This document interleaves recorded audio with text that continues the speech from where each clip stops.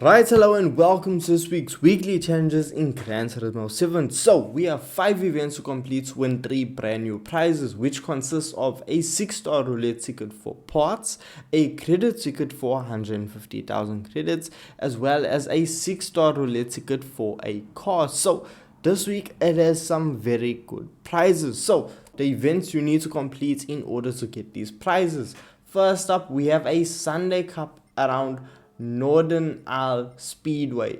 Now, this in fact is one of the first events you do in Gran Turismo 7, and for this, I jumped into the Honda Fit bone stock and was able to get the job done. The event was under 2 minutes long, it's extremely short, and that is considering the fact that I used a Honda Fit that is bone stock. The racing was a bit tight, which did make it fun, so it was a fun, fast event, so can't really complain or really say much about that. However, what I can talk about is the Japanese Clubman Cup 550, which is our second event. Now, this event takes place around Laguna Seca, and for this event, well, it's 3 laps. You can use either a road car or it can be professionally tuned, but it has to be from Japan.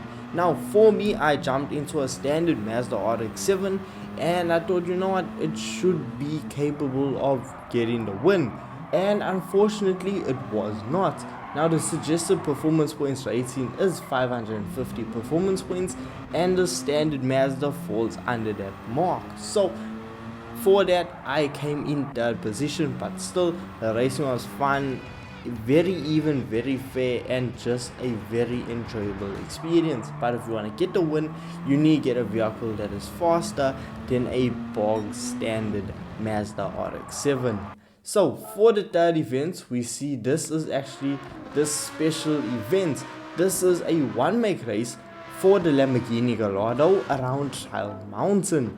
Now, this event is 4 laps, and you should be averaging lap times around the 1 minute 40 second mark. So look, you are gonna get it done in under 8 minutes. So once again, it's relatively fast. Now, if you have a fully upgraded Lamborghini Gallardo, it might be a bit of a handful, but if you just want to have fun, you don't need your vehicle to be fully upgraded, because with it being fully upgraded, it is a bit of overkill and a bit too fast for the event. But the event, genuinely, hearing the Lamborghini Gallardo go through the time, it's just purely magnificent. Honestly, a highlight of the week. And talking about another highlight, we have to talk about the American Sunday Cup 600. Now, this event takes place around Blue Moon Bay.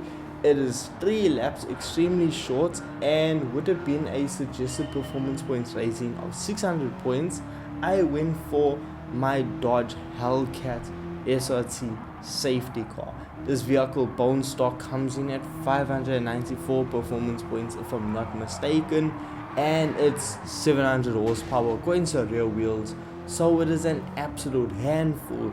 I mean, I'm going sideways to every corner, and coming down the main straightaway, I'm carrying a lot of speed. Yes, the vehicle is extremely capable, extremely fast, and it's truly just a fun vehicle and fun to use. But my favorite event of the week had to be the last one, which was the World Touring Car 900 around Le Mans. Now, for me, this event it's really up there. Now, reason for that, I use a Nissan R92 CP, which is my go-to, and it is a Le Mans racer. And this vehicle, when I tell you, was an absolute beauty. Around this event, you are going to be coming up against Group 1 vehicles as well as Group 2 vehicles that are highly upgraded. And with the Nissan R92 CP, even with these cars being fully upgraded, it was no match, because with the Nissan R92 CP, coming down the main straightaway, you're traveling over 330 kilometers per hour.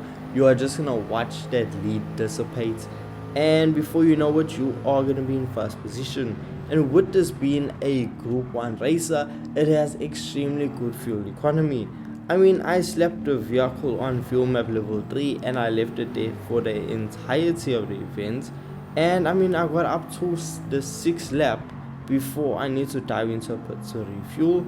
And genuinely, if you slap on fuel map level 6, I don't think you need to refuel. But if you are going to be running racing mediums like myself, well, your tires are going to be almost completely shot and you are going to need to dive into those pits. So that is something that you just need to watch out for. And when I tell you I was setting consistent lap times around the 3 minute